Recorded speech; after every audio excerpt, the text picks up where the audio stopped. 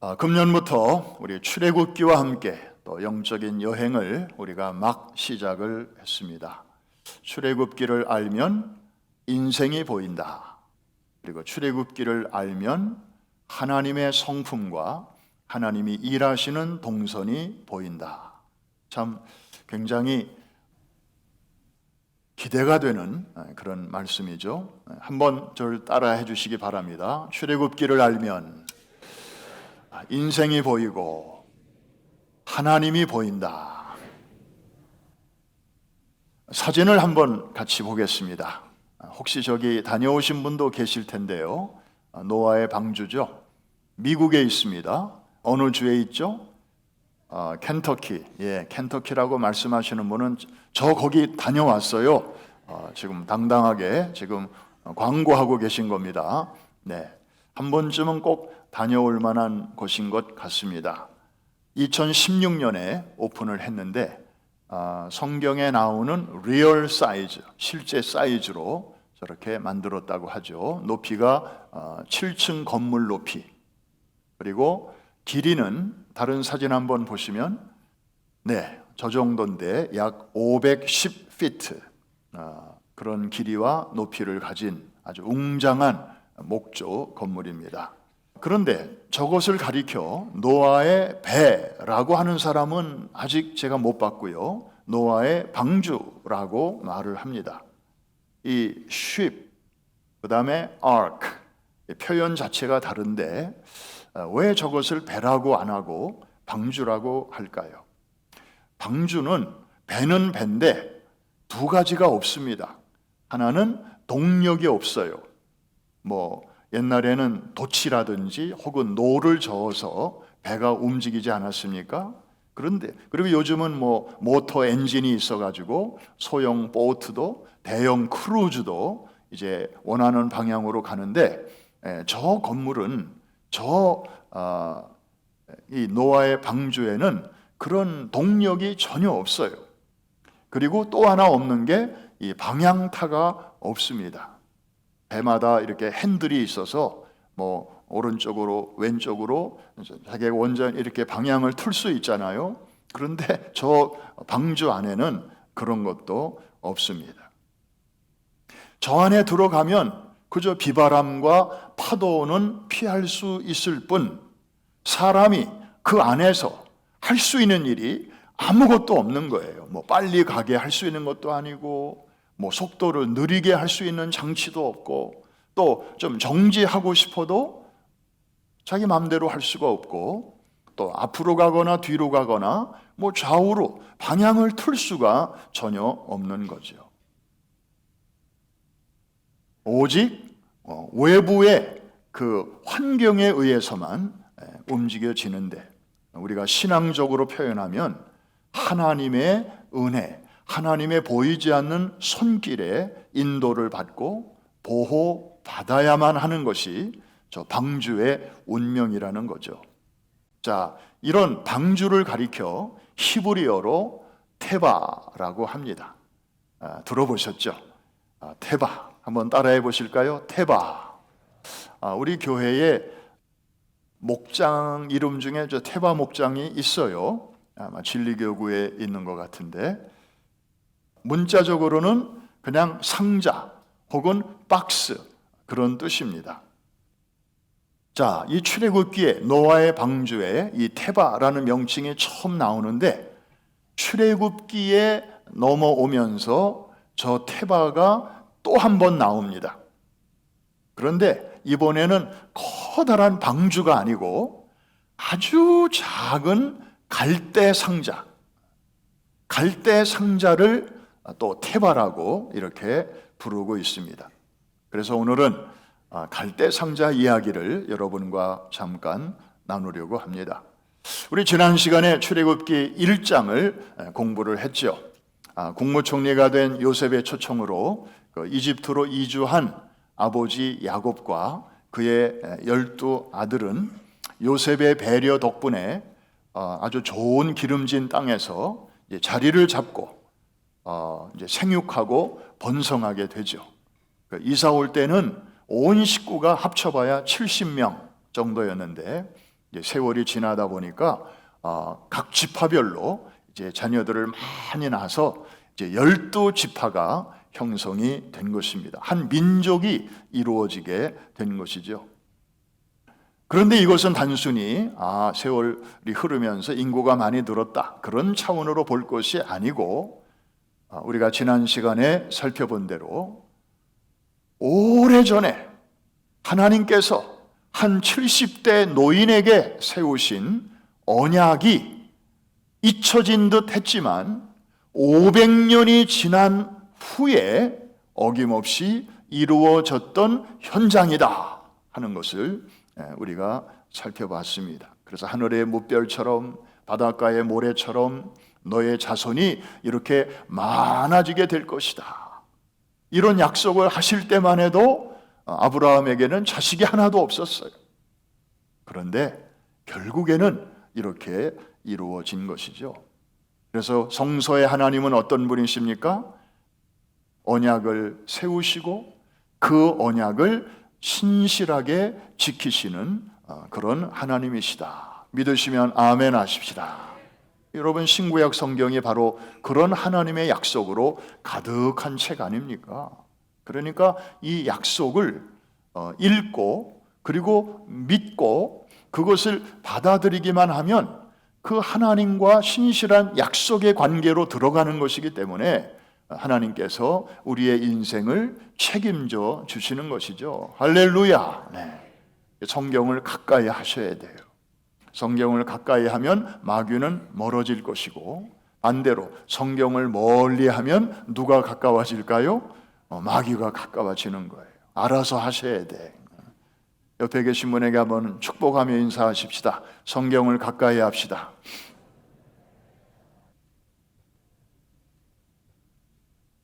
그런데 요셉도 이제 나이가 들어서 죽었잖아요. 그리고 요셉을 알지 못하는 이집트의 왕이 등장하면서 갑자기 분위기가 확 바뀌어 버립니다. 그 이전까지는 그 요셉 때문에 애굽 사람들이 히브리 사람들을 함부로 못했어요. 늘 고맙게 생각을 했거든요. 왜? 애굽 땅에 흉년이 닥쳤을 때 그 국무총리였던 히브리 사람 요셉의 지혜 덕분에 자기들이 그 IMF의 위기를 잘 넘겼거든요. 그래서 그걸 기억하고 있기 때문에 히브리 사람들 우리에게 참 좋은 일을 했어. 요셉이라는 사람 덕분에 우리가 살았어. 그런데 요셉도 죽었죠. 그 다음에 요셉을 알지 못하는 그런 새로운 왕이 일어나면서 이제 히브리 사람들을 무시하기 시작합니다. 인종차별하기 시작합니다. 그리고 강제 노역을 시킵니다. 아주 노예처럼 부리기 시작한 거예요.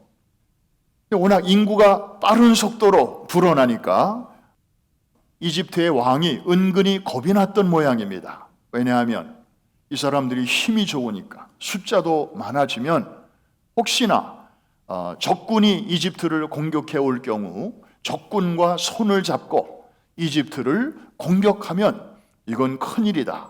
밖에서 공격받지, 안에서 공격받지, 그러면 이집트는 큰 위기에 처한다. 이런 생각을 했던 것 같습니다. 그래서 산파들을 불러가지고 행정명령을 내리죠. 아이를 받을 때 남자여든 그 자리에서 죽여버리고 여자만 받아라. 그런데 이 조치는 결국 실패로 끝나게 되죠. 왜냐하면 히브리 산파들이 그래도 기본적인 믿음이 있다 보니까 왕의 명령보다는 하나님을 더 두려워하는 거예요. 이 생명의 주권은 하나님께 있는데 우리가 어떻게 이것을 죽일 수 있으랴 하고 적당한 핑계를 대면서 아이를 다 살려내는 거죠. 그랬더니 그 다음에 더 센 명령이 내려왔는데, 너희들 손으로 죽이기가 좀 그러면 좋다. 산에 아이를 낳으면 강에다가 던져라. 그 강은 무슨 강일까요? 나일강이에요. 나일강에는요, 그 당시에 아주 득실득실한 사나운 짐승이 있었어요. 악어예요, 악어. 그래서 이집트와 이스라엘 그 사이에 강이 하나 흐르는데 오죽하면은 그 강의 이름이 오늘날까지도 악어강이에요. 한번 따라합시다. 악어강. 이게 이집트의 나일강에서부터 거기까지 올라왔다는 거예요. 악어들이 얼마나 많은지. 그래서 악어밥이 되게 하려는 속셈이죠. 근데 바로 이 어려운 때에 사실 우리 한국 사람들 같으면 아들이 태어나면 와 좋아하고 그래야 될 텐데 이 당시에는 거꾸로였어요. 아들이 태어나면 와, 슬피 울어야 하는 이러한 시대에 레위 지파에 속한 요게벳이라고 하는 여인이 이제 출산을 하게 되었는데 건강하고 잘생긴 남자아이였어요. 3개월 동안 집안에서 몰래 키우긴 했는데 아이 울음소리가 점점 커지니까 더 이상 아이를 집에서 키울 수가 없게 되었습니다.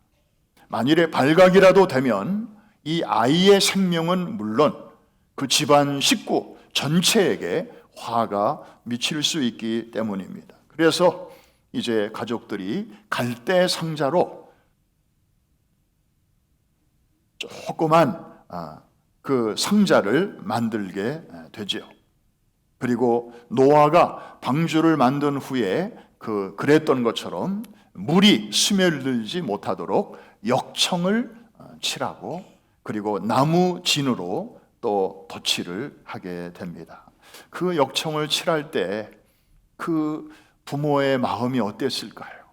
자, 조금 있으면 이 바구니 안에 아이를 이 3개월밖에 안 된 아이를 넣어서 떠내려 보내야 되는데 행여나 물이 한 방울이라도 들어올까 봐 그래서 칠하고 또 칠하고 그러면서 거기에 역청만 묻었겠습니까? 눈물도 뚝뚝 떨어졌겠죠. 그리고 아기를 결국에는 그 안에 넣고 이제 강물에 띄우는 겁니다. 이 갈대 상자를 가리키는 히브리어 표현이 뭐라고요? 역시 테바였습니다. 자, 이런 내용을 담고 있는 말씀이 출애굽기 2장 3절인데 우리 같이 한번 읽어보겠습니다. 시작. 더 섬길 수 없게 되매 그를 위하여 갈대 상자를 가져다가 역청과 나무진을 칠하고 아기를 거기 담아 나일강과 갈대 사이에 두었다. 비록 이제 역청과 나무진으로 탄탄하게 발라서 물이 스며들지는 않는다 할지라도 아까 말씀드린 것처럼 그 테바가 갈대 상자가 떠내려가는 그 강에는 사나운 악어들이 우글거리고 있었습니다. 그래서 이제 엄마의 손을 떠난 이 갈대 상자를 바라보면서 이 엄마인 요게벳이 할 수 있는 일은 더 이상 아무것도 없었죠. 의지할 것은 오직 하나님의 은혜, 하나님의 긍휼 뿐이었습니다. 이 요게벳에게는 딸이 하나 있었어요. 미리암이라는 딸. 누가 그러더라고요. 성경에 나오는 인물 중에 시험만 봤다 하면 100점 맞는 사람이 있대요. 그래서 누구냐고 그랬더니 미리암이래. 그래서 왜 그러냐 그랬더니 미리 다 알기 때문에 그렇다는 거예요. 이 미리암, 이제 이 아기의 누나죠. 그 갈대 상자를 따라갑니다. 그 누나로서 안타까운 마음에 동생이 저렇게 떠내려 가는데 갈 수 있는 데까지 가는 거죠. 그런데 멀리서 지켜볼 뿐 그 딸이 누나로서 해줄 수 있는 일은 아무것도 없었어요. 제로예요, 제로.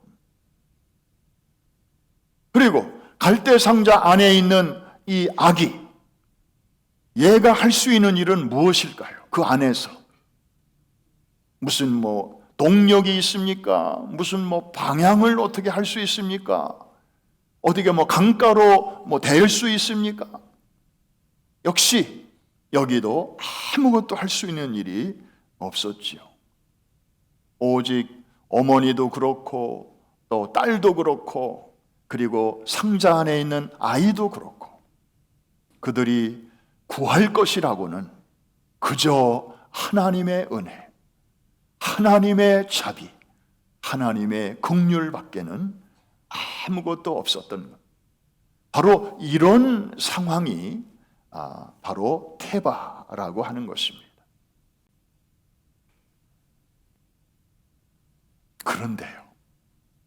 그런데 말입니다.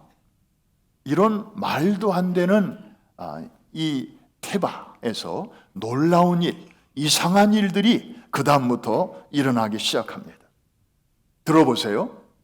우선 이 갈대 상자가 둥실둥실 떠내려 가다가 하필이면 바로의 딸 애굽의 공주가 목욕하러 나온 그 지점을 지나가게 되었어요. 나일강이 얼마나 넓습니까? 이쪽 편에 있는데 상자가 저쪽 편으로 지나가면 눈에 띄지도 않았을 텐데 하필이면 그 앞으로 이렇게 지나가게 된 것입니다. 또 하나 이상한 일은 그 바로의 딸이 그 상자 안에 든 아이를 보는 순간 이거 애굽 애가 아니고 히브리 애네. 그러면 당장 누가 생각이 났을까요? 자기 아버지가 생각났을 것입니다. 바로 왕, 히브리 아이들은 무조건 죽여라! 추상 같은 명령을 이 딸이 모를 리가 없죠. 그럼에도 불구하고 이 바로의 딸의 마음속에 모성애가 발동을 합니다. 그래서 이 아이를 기르고 싶은 마음이 생긴 것이죠. 이것도 이상한 일입니다. 결국 이 아이는 그날부터 공주의 아이로 입양을 하게 되고 그리고 이집트의 왕궁에서 엘리트 교육을 받게 됩니다. 이게 끝이 아니죠. 미리암이 멀리서 이 광경을 보고 있다가 그 공주에게 요청을 합니다. 혹시 젖먹이가 필요하지 않으십니까? 좋은 유모가 있습니다. 자기 어머니를 소개하는 거예요. 그래서 이 요게벳이 이제 그 아들 덕분에 바로의 왕궁으로 들어가서 유모가 됩니다. 자기 아이에게 젖을 먹입니다. 그러면서 뭘 받습니까? 월급을 받아요. 지 새끼를 먹이면서 나라에서 월급을 받는 거예요. 세상에 이런 일이. 저는 미국에 와서 미국의 시스템에 참 놀랄 때가 많습니다. 그 중에 하나가 홈케어.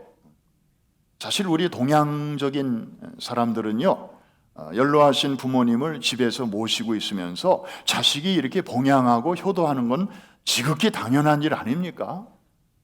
그런데 미국에서는요, 그 일을 하면 돈을 줘요. 모르긴 몰라도 출애굽기 2장에서 힌트를 얻은 것 같아요.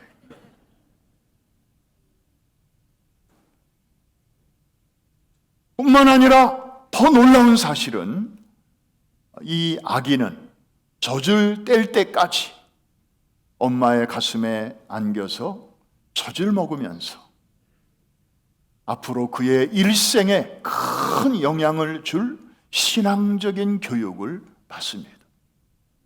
신앙의 그 영향력을 어머니로부터 받는 것입니다. 그리고 당시 이집트의 왕자들은 3가지 과목을 완전히 통달해야만 했는데 건축, 문학, 법학이에요. 나중에 이 아이가 커서 이제 5권의 성경을 기록하게 되죠. 그래서 이걸 가리켜서 모세 오경이라고 해요. 창세기, 출애굽기, 레위기, 민수기, 신명기. 그런데 이 5권의 책에 보면 하나님의 율법에 대한 내용이 아주 가득합니다. 하나님 나라의 헌법이죠. 그 내용이 결코 가벼운 내용들이 아니에요. 그런데 이 아이가 이집트의 왕궁에서 왕자로서 프린스 오브 이집트, 이집트의 왕자로서 이런 학문적인 수련을 잘 거쳤기 때문에 이 하나님의 말씀을 듣고 모세 오경을 기록하는데 별 어려움이 없었어요. 만일에 그의 형인 아론에게 이 오경을 기록하라 했다면 무슨 일이 일어났을까? 좀 아론에게는 미안하지만 받아 쓰다가 하나님 조금 전에 뭐라고 말씀하셨어요? 제가 못 알아들었어요. 아마 이해하기 어려운 표현이 나오면 그때마다 하나님께 되묻고 또 되묻고 아마 그랬을 것입니다. 그런데 모세는 그럴 이유가 없었어요. 법학을 공부했기 때문에, 그리고 건축과 문학에 대해서 충분히 그런 훈련이 되어 있기 때문에 별로 어려움이 없었다는 거죠. 자, 이제 중요한 질문 하나 던집니다. 이 아이의 이름이 뭐죠? 제가 지금까지 쭉 설명한 이 갈대 상자 안에 담겨서 이렇게 애굽의 궁중에서 또 이러 해가지고 결국에는 모세 오경까지 기록한 그 주인공의 이름이 무엇입니까? 어떻게 하셨어요? 문제 속에 해답이 있죠. 자, 모세 오경을 누가 썼다고요? 모세가 썼어요. 그러니까 아론에게 이 일을 맡겼으면 좀 어려움이 많으실 뻔했어요. 하나님도. 준비된 자에게 하나님께서 이런 일을 맡겨주신 것입니다.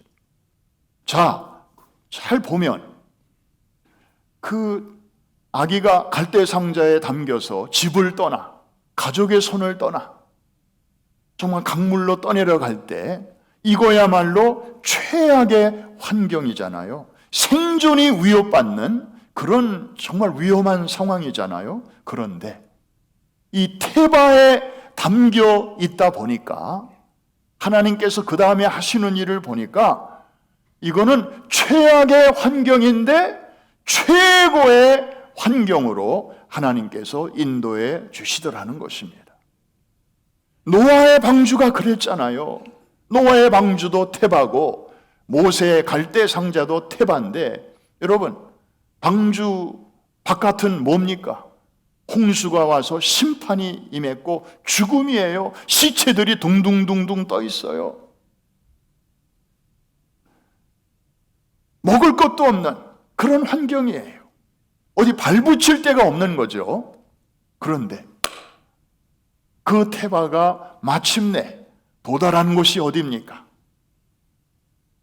아라랏산 꼭대기에 이르르게 되었는데, 거기는 지금의 저 터키의 동북부 쪽에 있는 높은 고원지대잖아요.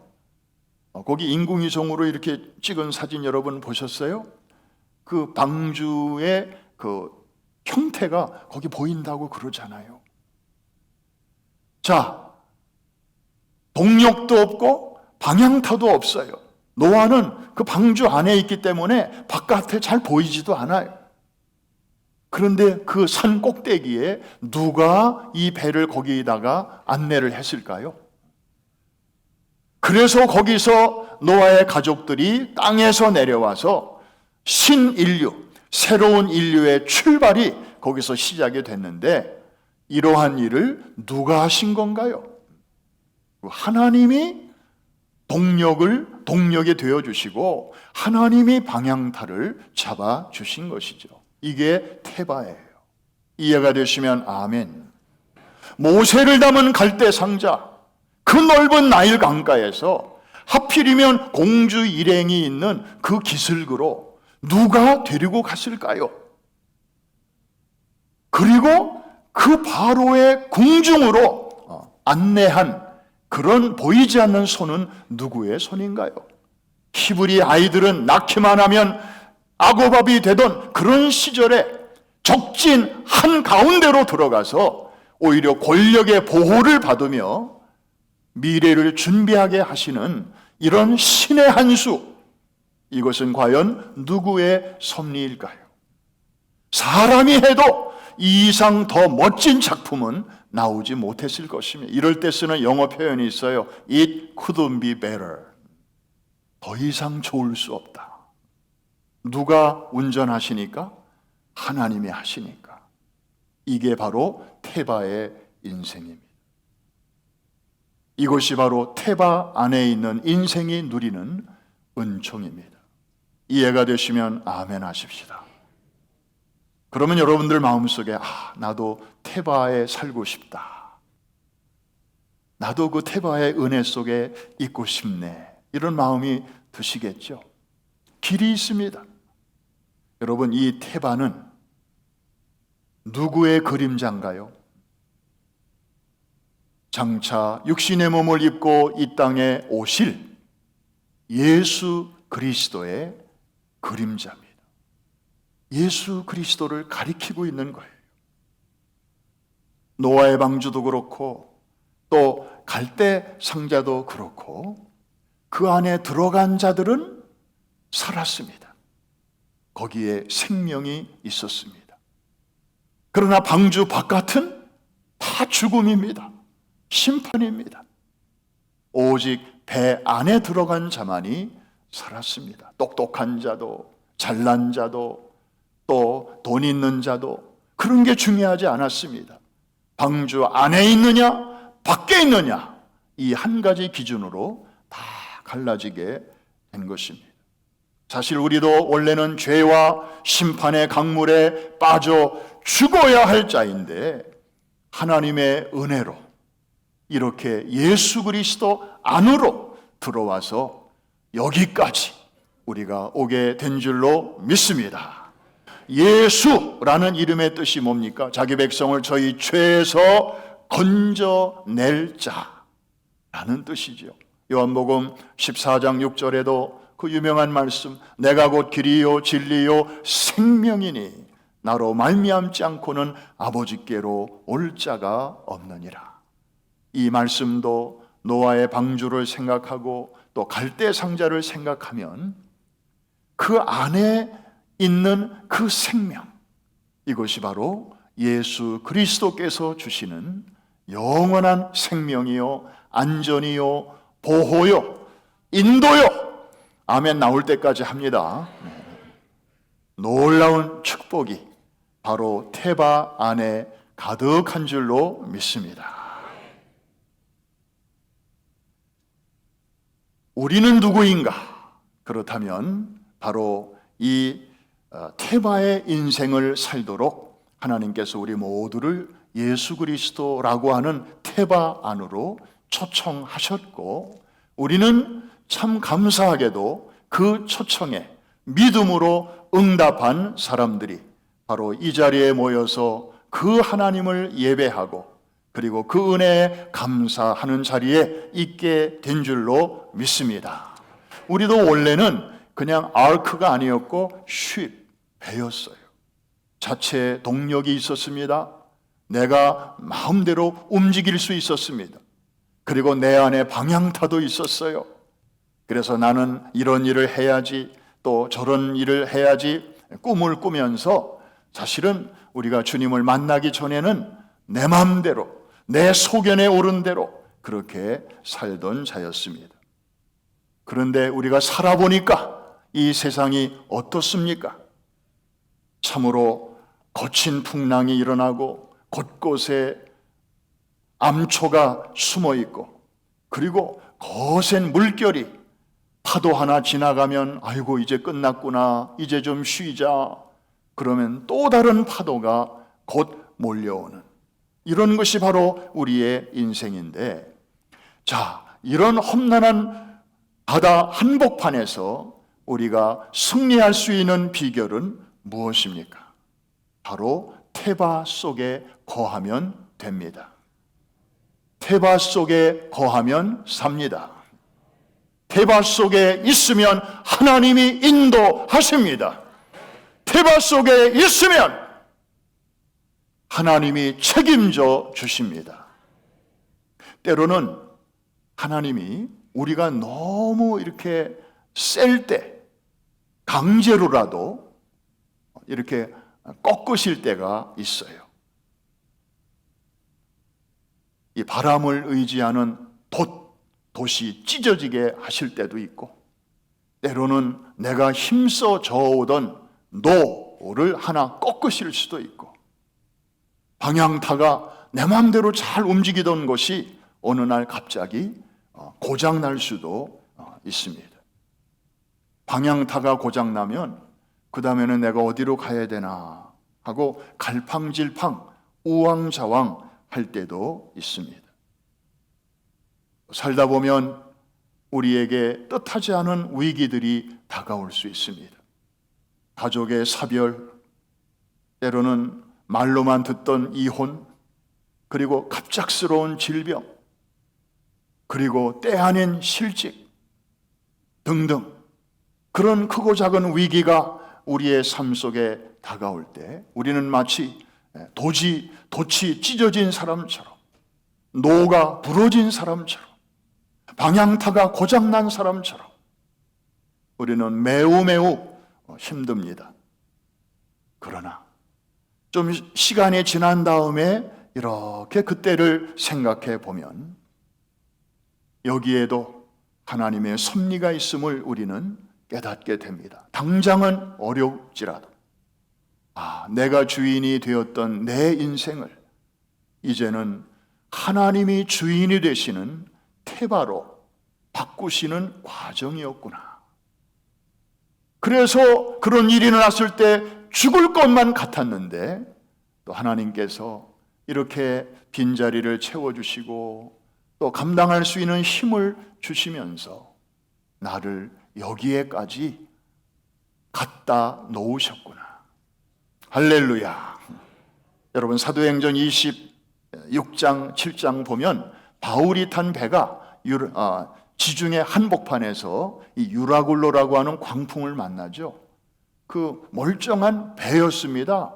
동력도 있고 방향타도 있던 큰 배였어요. 한 300명 타는 그런 배인데 풍랑을 만나면서 돛도 다 날아가고 그 다음에 노도 다 고장나고 방향타도 고장났어요. 그냥 이제 표류가 시작되는 거예요. 얼마나 사람들이 두려움에 떨었겠습니까? 바다 한복판에서. 그런데 보세요. 바울 일행을 태운 그 배, 하나님께서 정확하게 그 배를 로마 턱 밑에까지 딱 갖다 놓으시잖아요. 쉬입을 아크로 바꾸시더니 하나님이 그때부터는 동력이 되시고 하나님이 그때부터는 방향을 잡으시니까 마땅히 있어야 할 그 자리로 어김없이 갖다 놓으십니다. 여러분이 섬기는 하나님이 바로 이런 하나님이심을 믿으시면 아멘 하십시오. 그래서 테바의 삶은 하나님의 은혜로 사는 삶입니다. 그래서 테바 안에 들어와 있는 사람의 마음과 입에서는 항상 습관처럼 무슨 말이 나오는가 하면 나의 나된 것은 오직 하나님의 은혜입니다. 나는 하나님의 은혜가 아니면 단 하루도 살 수가 없습니다. 이런 고백이 여간에서 안 나오는 사람인데 그 입에서 이런 고백이 나오게 되면 그 사람은 테바의 인생이 시작이 된 거예요. 할렐루야. 이 은혜가 여러분 모두에게 있기를 주님의 이름으로 축복합니다. 그렇습니다. 여러분 아무 걱정하지 마십시오. 설령 돛이 찢겨지고 노가 부러지고 방향타가 고장나도 거기에 더 깊은 하나님의 섭리가 있다는 사실을, 하나님을 신뢰하시기를 바랍니다. Couldn't be better. 이보다 더 좋을 수 없는 그 길로 하나님은 여러분의 삶을 인도해 주실 것입니다. 우리 한 가지만 더 생각합니다. 우리 자녀들입니다. 오늘날 우리 자녀들, 특히 우리 미국에 오신 우리 부모님들과 할아버지 할머니들은 여전히 마음속에 70%는 아마 자녀들에 대한 생각으로 가득할 것입니다. 옛날에 이민자들이 많이 올 때 왜 미국에 오셨습니까? 그럴 때 70%가 자식 때문에 왔다 대답을 했잖아요. 맞아요. 지금은 이민의 행렬이 끊어졌지만 여전히 우리 부모들의 마음속에 자식에 대한 기대와 또 걱정 큽니다. 그런데 오늘날 특별히 우리 자녀들을 아침에 깨워서 씻기고 먹이고 그리고 학교로 보내는 그 부모님의 마음은 어떨까? 마치 갈대 상자에 아이를 담아 나일강에 이렇게 뛰어 보내는 부모의 심정이 아닐까 생각해 봅니다. 악어 떼가 우글우글했듯이 지금 우리 자녀들이 살아가는 이 환경은 너무나 위험하기 짝이 없습니다. 공교육이 아주 우려할 정도로 붕괴되어 가고 있습니다. 부모들이 몰라서 그렇지, 애들이 공부하는 교재를 집으로 안 갖고 와서 그렇지, 정말 그 실상을 알게 되면 아이고, 더 이상 공립학교에 애들 보내는 게 얼마나 참 두렵고 위험한 일인지, 그러나 또 안 보낼 수는 없고 너무너무 우려가 많습니다. 자식을 보내는 마음이 마치 그 갈대 상자 태바에 담긴 그 아이와도 같습니다. 그 강물에 흘러가면서 이리 흔들 저리 흔들, 정말 저 아이가 잘 돼야 될 텐데. 그런데 여러분, 이 태바의 은혜를 이럴 때에 우리가 생각해 볼 필요가 있습니다. 모세가 담겼던 그 갈대 상자, 그것을 보호하고 인도하는 것은 그 당시에 바람도 아니었고 물살도 아니었습니다. 오직 하나님의 은혜였습니다. 그래서 이 태바 안에만 있으면 제 아무리 최악의 환경이라 할지라도 하나님께서는 최적의 상황으로, 최고의 방향으로 그 인생을 인도해 주실 줄로 믿습니다. 이제 여러분들이 요게벳의 찬양을 들으실 텐데요, 아마 출애굽기 2장에 나오는 그 모세의 부모의 심정을 이렇게 찬양에 담은 요즘 찬양입니다. 이 찬양을 들으시면서 여러분들은 첫째, 여러분의 자녀들을, 또 연세 드신 분들은 여러분의 손자, 손녀들을 생각해 주시기 바랍니다. 그리고 우리 교회에서 자라나는 다음 세대들, 주여, 우리가 저들을 바라볼 때 저들이 마치 이 나일강을 떠내려가는 갈대 상자에 담긴 아이들과 같습니다. 너무나 안타깝습니다. 너무나 위험합니다. 이 아이들의 삶을 우리 하나님의 은혜에 맡깁니다. 태바의 은혜로 인도하여 주옵소서. 모세 때 그렇게 하셨던 것처럼 그 하나님이 지금도 살아계시지 않습니까? 부모이지만 해줄 수 있는 게 아무것도 없습니다. 부모의 손길이 닿지 않은 곳에서 아이들이 많은 시간을 보내고 있고, 우리의 눈길이 닿지 않은 곳에서 아이들이 많은 시간을 보내고 있는데, 우리 하나님의 불꽃 같은 눈으로 저들을 보살펴 주옵소서. 하나님의 전능하신 오른팔로 저들을 안보하여 주옵소서. 내 새끼만이 아니라 우리가 지난 20년 가까이 414 운동을 하면서 축구 선교, 뮤지컬 선교, 또 여러 가지 사역을 하면서 그 나라에서, 그 마을에서 만났던 아이들, 우리는 이름도 기억 못합니다. 그러나 그들은 우리를 통하여 복음의 광채를 받았습니다. 그 아이들까지도 하나님 앞에 올려 드리십시다. 그리고 그 아이들의 인생 길목길목마다 하나님의 은혜가 함께하여 주셔서 저들의 인생을 태바의 은혜로 인도하여 주옵소서.